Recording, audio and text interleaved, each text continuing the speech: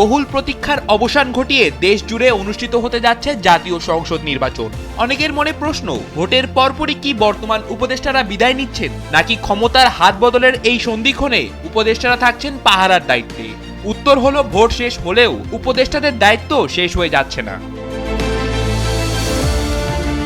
প্রশাসনিক এবং সাংবিধানিক ধারাবাহিকতা বজায় রাখতে নতুন মন্ত্রিসভার শপথ না নেওয়া পর্যন্ত বর্তমান উপদেষ্টারা নিজ নিজ পদেই বহাল থাকছেন। অর্থাৎ বঙ্গভবনে নতুন প্রধানমন্ত্রী শপথ নেওয়ার আগ পর্যন্ত রাষ্ট্র পরিচালনার চাবি থাকছে এই উপদেষ্টা পরিষদের হাতেই। নির্বাচন কমিশন ফল ঘোষণার পর বিজয়ীদের নামে গ্যাজেট প্রকাশ হবে। এরপর নবনির্বাচিত সংসদ সদস্যরা শপথ নিয়ে নতুন সংসদ গঠন করবেন, সংখ্যাগরিষ্ঠ দলের নেতাকে রাষ্ট্রপতি সরকার গঠনের আমন্ত্রণ জানাবেন এবং বঙ্গভবনের প্রধানমন্ত্রী ও মন্ত্রিসভার শপথ অনুষ্ঠান সম্পন্ন হবে।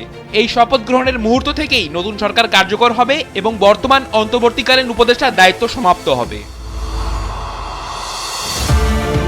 তবে উপদেষ্টাদের মধ্যে দেখা গিয়েছে ভিন্ন ভিন্ন সুর। নৌ পরিবহন উপদেষ্টা ডক্টর এম শাখাওয়াত হোসেন বলেছেন, 15 ফেব্রুয়ারি গ্যাজেট না হওয়া পর্যন্ত প্রশাসনিক শূন্যতা এড়াতে তারা দপ্তরে থাকছেন। বিদ্যুৎ ও জ্বালানি উপদেষ্টা মুহাম্মদ ফাউজুল কবির খান নিয়েছেন এক নৈতিক অবস্থান। তিনি বলছেন, ভোট হয়ে গেলে নৈতিক কারণেই তিনি আর কোনো নির্বাহী ক্ষমতা ব্যবহার করবেন না। তার মতে এখন সময় নতুন সরকারকে পদ ছেড়ে দেওয়ার। বিশ্লেষকরা বলছেন, এই কয়েকটা দিন উপদেষ্টাদের পদে থাকাটা প্রশাসনিক স্থবিরতা রোধে অপরিহার্য।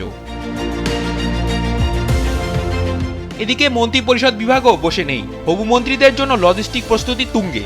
রাজপথে নামার অপেক্ষায় প্রস্তুত রয়েছে পরিবহন পুলের 50টি নতুন চকচকে গাড়ি। গণতন্ত্রের এই সুন্দর ও সুশৃঙ্খল হস্তান্তরের দিকেই তাকিয়ে আছে এখন পুরো দেশ। রাফিদ বিন ইসলাম, সময়ের আলো।